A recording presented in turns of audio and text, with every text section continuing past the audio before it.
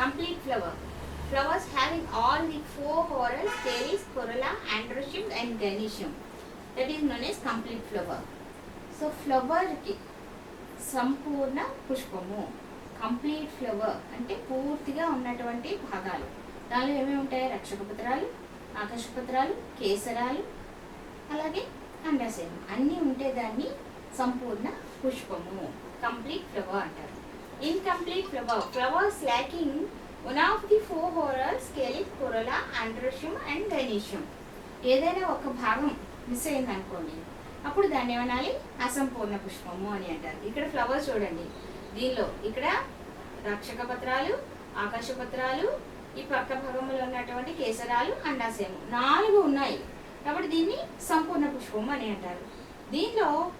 దీనిలోనేమో అండాశయం ఉంది, దీనిలోనేమో కేసరాలు ఉన్నాయి. అంటే దీనిలో కేసరాలు లేవు, దీనిలో అండాశయం లేదు. సో అంటే ఒక మేల్ ఫీమేల్ ఫ్లవర్స్ డిఫరెన్షియేషన్ ఉన్నటువంటి మొక్కల్లో అంటే కాకరపాదులో ఫీమేల్ ఫ్లవర్ విడిగా ఉంటుంది, మేల్ ఫ్లవర్ విడిగా ఉంటుంది. అంటే మేల్ ఫ్లవర్ ఉన్న దాంట్లో అండాశయం ఉండదు, ఫీమేల్ ఫ్లవర్ ఉన్న దాంట్లో కేసరాలు ఉండవు. సో అప్పుడు దాన్ని ఇన్కంప్లీట్ ఫ్లవర్, అసంపూర్ణ పుష్పము అని అంటారు. Next epigynous flower, hypogynous flower, perigynous flower. 3 పదాలు ఉన్నాయి. Epigynous, hypogynous, perigynous. హైపోగైనస్ అంటే అండకోశాధ స్థిత పుష్పము, అండకోశాధ స్థిత పుష్పము. ఎపిగైనస్ అంటే అండకోశోపరిక పుష్పము. ఈ రెండింటికి మధ్యలో ఉన్నదాన్ని పెరిగైనస్, పరియాండకోశ పుష్పము. సో ఇప్పుడు డిఫరెన్స్ ఏంటంటే hypogynous flowers in which the floral parts are arising below the level of the. So ఇక్కడ పుష్ప దాన్ని ఏమంటారు? పుష్ప ఆసనం అంటారు. పుష్ప ఆసనం థెలామస్ అంటారు. ఈ పుష్ప ఆసనము పై భాగానికి కేలిక్స్, కొరల్లా, ఆండ్రోషియం, గైనీషియం మొత్తము ఈ పుష్ప ఆసనానికి పై భాగానికి వస్తాయి. మొత్తం అన్ని రక్షక పత్రాలు, ఆకర్ష పత్రాలు, కేసరాలు, అండాశయం అంతా కూడా పుష్పాసనానికి పై భాగంలో వస్తాయి. అప్పుడు దాన్ని ఏమనాలి? అండకోశాధ స్థిత పుష్పము లేదా హైపోగైనస్ ఫ్లవర్ అని అన్నారు. ఈ ఎపిగైనస్ ఫ్లవర్ అంటే ఇక్కడ క్రింది భాగంలో నుంచే వచ్చేస్తాయి. అంటే ఇప్పుడు దీనిలో ఈ క్రింది భాగం నుంచి అండాశయం ఉంది, దానికి పక్క భాగంలో కేసరాలు ఉన్నాయి, క్రింది భాగంలోనేమో రక్షక పత్రాలు ఉన్నాయి, పై భాగంలోనేమో ఆకర్ష పత్రాలు ఉన్నాయి. అంటే అండకోశో పరిస్థితం అంటే it will be in the form of a cup like structure. దానిలో ఒక కప్పు వంటి నిర్మాణం ఉండి, దానిలో అండాశయం ఉండి, పై భాగంలో ఆకర్ష పత్రాలు, కేసరాలు పై భాగానికి వస్తాయి. అట్లా వస్తే దాన్ని ఎపిగైనస్ అంటారు. అండకోశోపరిక, అండకోశాధ స్థిత అంటే పుష్పాసనం క్రింది భాగంలో ఉంటే అండకోశాధ స్థిత, పుష్పాసనం పై భాగంలో ఉంటే అండకోశోపరిక. ఈ రెండింటికి కాకుండా మధ్యలోంచి ఉంటే అప్పుడు దాన్ని ఏమనాలి?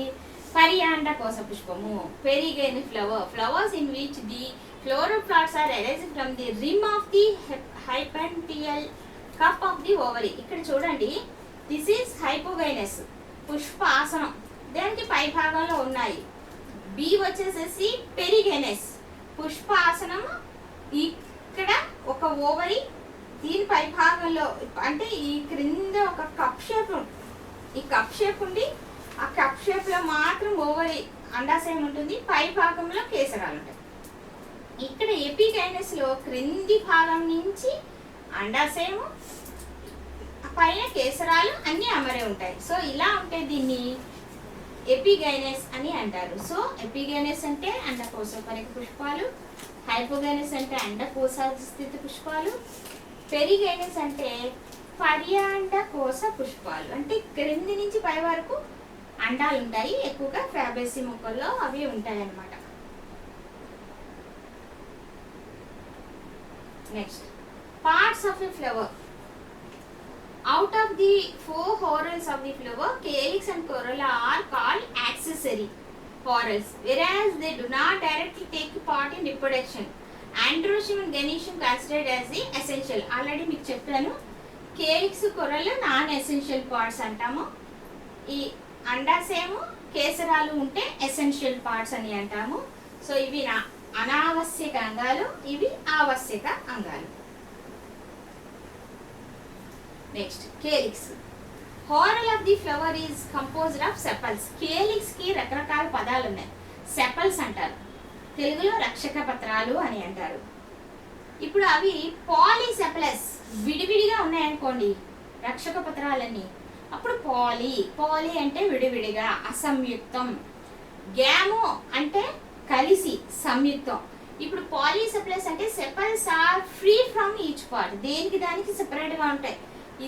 ఇదొక రక్షక పత్రం, ఇదొక రక్షక పత్రం, ఇదొక రక్షక పత్రం, దేనికి దానికి సెపరేట్, దేనికి దానికి సంబంధం లేదు. అప్పుడు అసంయుక్త రక్షక పత్రావళి అని అనాలి. గ్యామోసెపలస్ అంటే sepals are fused with each other. ఇక్కడ చూడండి, ఇక్కడ మధ్యలో ఒక కనెక్టింగ్ లింక్ జాయినింగ్ ఉంది, అప్పుడు దాన్ని గ్యామో సంయుక్త రక్షక పత్రావళి అని అనాలి. అసంయుక్త రక్షక పత్రావళి, సంయుక్త. అసంయుక్తకి ఎప్పుడు పాలీ అని రావాలి, సంయుక్త ఎప్పుడు గ్యామో అని రావాలి. Corolla is the second whorl of the flower. It is composed of petals. Polypetalous, gamopetalous same. ఆకర్ష పత్రాలన్నీ విడివిడిగా ఉంటాయి, ఇదిగో దేనికి దాన్ని సెపరేట్ గా ఉంటాయి, అప్పుడు దాన్ని ఏమనాలి? పాలీపెటలస్. పెటల్స్ అంటే ఆకర్ష పత్రాలు. పాలీపెటలస్ అసంయుక్త ఆకర్ష పత్రావళి. Gamopetalous the petals are fused with each other. అప్పుడు దత్తులో చూడండి, మొత్తం ట్యూబ్ లాగా ఆకర్ష పత్రావళి ఒక ఆకర్ష పత్రావళి నాళిక కింద ఏర్పడి పై భాగంలో మాత్రము బిచ్చుకున్నట్టు కనిపిస్తూ ఉంటుంది. దీన్ని గంట ఆకారం అని అంటారు. సో ఈ విధంగా ఆకర్ష పత్రాలు క్రింది భాగం అంతయు కలిసిపోయి ఒక పెద్ద ట్యూబ్ లాగా ఏర్పడితే సంయుక్త ఆకర్ష పత్రావళి అని అనాలి. దాన్ని ఏమనాలి? సంయుక్త ఆకర్ష పత్రావళి అని అనాలి. Next aestivation. దీనిలో మీకు the arrangement of petals and sepals in flower bird is known as. So ఇక్కడ మీకు ఏంటంటే ఆకర్ష పత్రాలు రక్షక పత్రాలు ఎప్పుడు ఈక్వల్ ఇన్ నెంబర్. 5 రక్షక పత్రాలు ఉన్నాయనుకోండి, 5 ఆకర్ష పత్రాలు ఉంటాయి. సో 5 రక్షక పత్రాలు 5 ఆకర్ష పత్రాలు ఉన్నప్పుడు అవి మెలితిరిగి ఉన్నాయా, ట్విస్టెడ్ పొజిషన్లో ఉన్నాయా, లేదా ఇంబ్రికేట్ పొజిషన్లో ఉన్నాయా, లేదా క్విన్క్విన్షియల్, అలా ఈస్టివేషన్ని డివైడ్ చేశారు. ఫస్ట్ వచ్చేసి valvate aestivation. Here the floral leaves both petals and sepals are arranged side by side. ఇవి ఒకదాని ప్రక్కన ఒకటి అమరి ఉంటాయి, మధ్యలో గ్యాప్ ఉంది, దారి మార్గం లాగా ఉంది.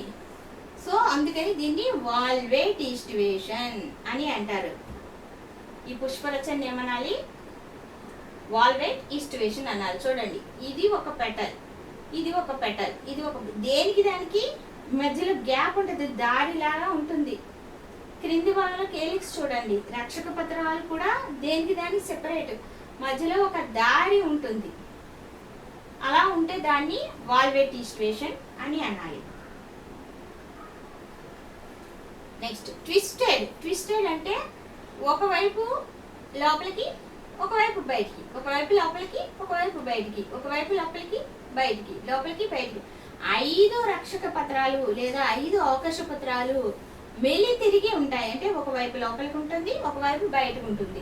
ఎక్కువగా మందారంలో చూడండి, ఒకవైపు లోపలికి, ఇటువైపు బయటికి, ఇది లోపలికి బయటికి, లోపలికి బయటికి, లోపలికి బయటికి, ఈ విధంగా అరేంజ్ అయి ఉంటే దాన్ని మెలి తిరిగిన పుష్పరచన, ట్విస్టెడ్ ఈస్టివేషన్ అని అంటారు.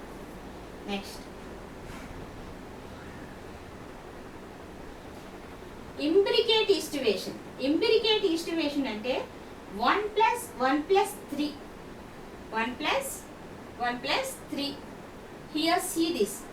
ఒకటి కంప్లీట్గా లోపలికి ఉంది, ఒకటి లోపలికి, ఒకటి కంప్లీట్గా బయటకు ఉంది.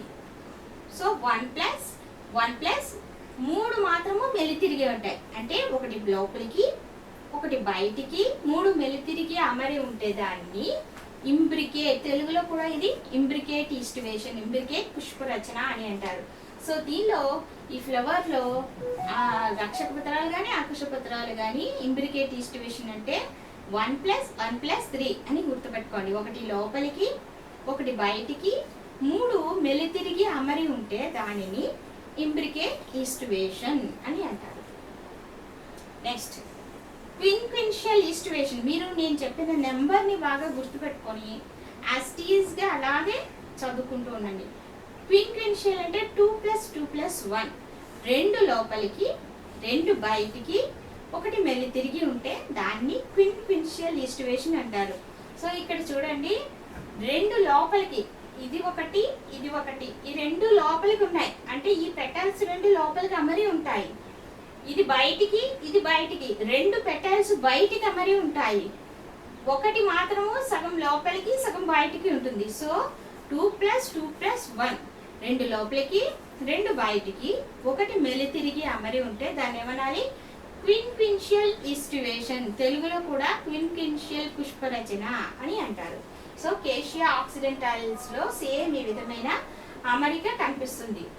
దీనిలో పుష్పరచన 2 రకాలుగా డివైడ్ అయి ఉండదు. ఇంబ్రికేట్, ఒకటి ఆరోహణ పుష్పరచన, అవరోహక పుష్పరచన. ఆరోహక ఇంబ్రికేట్ పుష్పరచన, అవరోహక ఇంబ్రికేట్ పుష్పరచన. ఫ్యాబేసీకి సంబంధించిన వెంపలి పుష్పంలో సో పై భాగంలో ఒక ధ్వజ పత్రం, క్రింది భాగంలో 2 బాహుపత్రాలు, బాగా క్రింది భాగంలో 2 ద్రోణి పత్రాలు. So this is standard petal. These are accessories. ఏవి? ఈ 2 యాక్సెసరీ వింగ్ పెటల్స్. ఈ క్రింది భాగంలో keel petals. So this is standard, this one is wing, these 2 are keel petals. Standard, here this is the standard waxillum. These 2 are wing petals, the center one is keel petal. దీనిలో పత్రాలు ఎలా అమరి ఉంటాయి? పై నుంచి కిందకి దిగుతున్నట్టు, మెట్లు దిగుతున్నట్టు. So అవరోహక చిక్కైన పుష్పరచనను కలిగి ఉంటాయి. అవరోహక చిక్కైన పుష్పరచన అంటే దీంట్లో కిందకి దిగుతున్నట్లుగా డిసెండింగ్ ఆర్డర్లో ఉంటాయి. సో ఆ విధంగా ఉంటే, so here the rare and famous pentamerous flowers only, here only petals are innermost, 2 petals are outermost and 1 is alternate. Here the position is, petal is known as ascending imbricate estivation.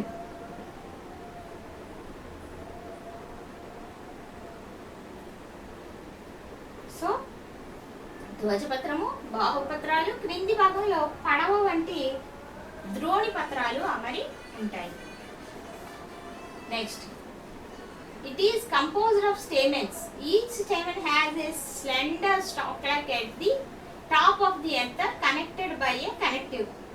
చూడండి, దీనిలో ఆండ్రోషియము పొజిషన్లో రకరకాలుగా ఉంటాయి. ఇది ఆండ్రోషియంలో ఈ భాగం ఏంటి? Stamen. These are 2 anther lobes. Here center one is the connective, the longer filamentous structure. So here see the filament, connective, anther. So వీటిని బట్టి వీటి యొక్క పొజిషన్ మారిపోతూ ఉంటుంది. సో అదేంటి? ఒకటి adelphy, fusion of filaments and anthers. ఈ anthers filament కలిసిపోయి ఉంటాయి కొన్నిట్లో, యాంథర్స్ ఫిలమెంట్ విడివిడిగా ఉంటాయి కొన్నిట్లో. సో దాని గురించి first monadelphous. The filaments are all of stamens becomes fused forming a single bundle. Monadelphous అంటే మొత్తం క్రింది ఉన్న ఫిలమెంట్స్, పైన ఉన్న యాంథర్లోబ్స్ అన్ని కలిసిపోయి ఉంటాయి. అలా ఉంటే దాన్ని ఏమనాలి? ఏకబంధకం అని అనాలి. So here see the monadelphous condition. Diadelphous, here filaments are fused forming 2 bundles. Here see 9+1 arrangement. ఇక్కడ 9 కేసరాలు కలిసి ఒక బండిల్ కింద, ఒక్క కేసరము ఒకటి కింద ఏర్పడుతుంది. వెంపలి పుష్పంలో 9+1. So that condition is known as diadelphous. Diadelphous అంటే ద్విబంధక కేసరావళి. Polyadelphous, the filaments of the stamens are fused forming many bundles. Here see చాలా బండిల్స్ కింద ఎక్కువ ఏర్పడి ఉంటే దాన్ని ఏమనాలి? Polyadelphous. So see here 3 conditions: monadelphous, diadelphous, polyadelphous. ఏకబంధకము, ద్విబంధకము, బహుబంధక కేసరావళి. నెక్స్ట్ సింజిని, ఫ్యూజన్. హియర్ సి ఇవి ఫిలమెంట్స్ కదా. ఈ పైకమ్మలో యాంథర్ లోబ్స్ కదా, అంటే ఏంటి ఫిలమెంట్స్, కేసర నాళికలు, ఇవేమి పరాగకోశాలు.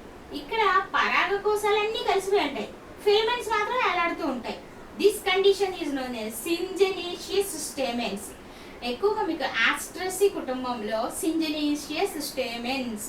అప్పుడు క్రింది భాగంలో ఉన్న కేసరాలు వేలాడుతూ పైన భాగంలో ఉన్న పరాగకోశాలు మాత్రం ఫిజ్ అయి ఉన్నాయి కాబట్టి పరాగకోశ బంధనం అని అంటారు. సో ఇవి పైన పరాగకోశ బంధాలు ఏర్పడి ఉంటాయి, సింజనీషియస్ స్టేమెన్ అంటారు. ఇది synandry condition it is seen in Cucurbitaceae కుటుంబం. కుకుర్బిడేసి కుటుంబంలో ఏమవుతుంది, కేసర నాళికలు లేకపోతే పరాగకోశాలు అని ఎక్కడ డిఫరెన్షియేషన్ లేదు, మొత్తం అంతా కలిసిపోయి it will be in the form of a yellowish ముద్దలాగా, ఒక పసుపచ్చని ముద్దలాగా కనిపిస్తుంది. దానిలో ఏవి పరాగకోశ తమలు, ఏవి కేసర నాళికలు వేలాడుతున్నవి అవి కనిపించవు. సో మొత్తం అంతా ఫ్యూజ్ అయిపోయి ఉంటాయి. This condition is known as సినాండ్రీ.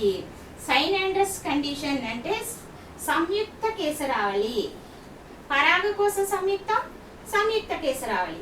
ఇది ఆస్ట్రసీ కుటుంబంలో కనిపిస్తుంది, ఇది కుకుర్బిడేసి కుటుంబం. ఇది వెరీ వెరీ ఇంపార్టెంట్, బాగా గుర్తుపెట్టుకోండి. ఆస్ట్రసీ కుటుంబంలో పరాగకోశ సంయుక్తం కనిపిస్తుంది. That condition is known as syngenesious stamens. Versus in Cucurbitaceae పరాగకోశ సంయుక్తం, సంయుక్త కేసరావళి కనిపిస్తుంది. That condition is known as synandry. ఇవి మీరు బాగా గుర్తుపెట్టుకోవాల్సిన విషయాలు. నెక్స్ట్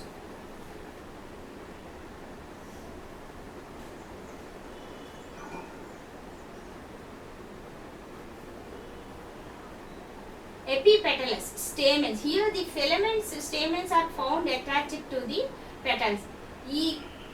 ఏంటి ఈ కేసరాలు, కేసరాలు ఎక్కడ అతుక్కుని ఉన్నాయి, ఇక్కడ ఉన్నది ఏంటిది ఆకర్షపత్రాలు, ఆకర్షపత్రాలకి అతుక్కుని ఉంటే వాటిని ఎపిపెటలస్ అని అంటారు. ఎపిపెటలస్ అంటే ఆకర్షపత్రాలకి కేసరాలు అతుక్కుని ఉండడం. Anther lobes monothecous. The anthers are having single lobe. ఇవి మందారంలో కేసరాలు కిడ్నీ షేప్లో ఉంటాయి. మందార పువ్వు పైన కుచ్చులాగా అనిపిస్తుంది, దాని మీద పుప్పుడు ఉంటుంది కదా, అవి మీరు మైక్రోస్కోప్ మీద పెట్టి చూస్తే ఏం కనిపిస్తుంది మీకు, రినిఫెరస్ పోలెన్ గ్రెయిన్స్ ఆర్ సీడ్. రినిఫెరస్ అంటే కిడ్నీ షేప్లో ఉన్నటువంటి చిన్నని పరాగ రేణువులు కనిపిస్తాయి. ఆ పరాగ రేణువులు అవి ఒకే ఒక్క పరాగ కోశాన్ని కలిగి ఉంటాయి, అందుకని దీన్ని ఏమంటారు మోనోథీకస్. దీని ఏమంటారు dithecous. Here anthers are having 2 lobes. ఇలా 2 lobes కింద 2 పరాగ కోశాలు కనిపిస్తే విబంధక కేసరావళి, ఇలా కనిపిస్తే ఏకబంధక కేసరావళి. ఏకబంధకం, విబంధకం. సో నెక్స్ట్ క్లాస్లో గైనిషి గురించి చెప్తాను.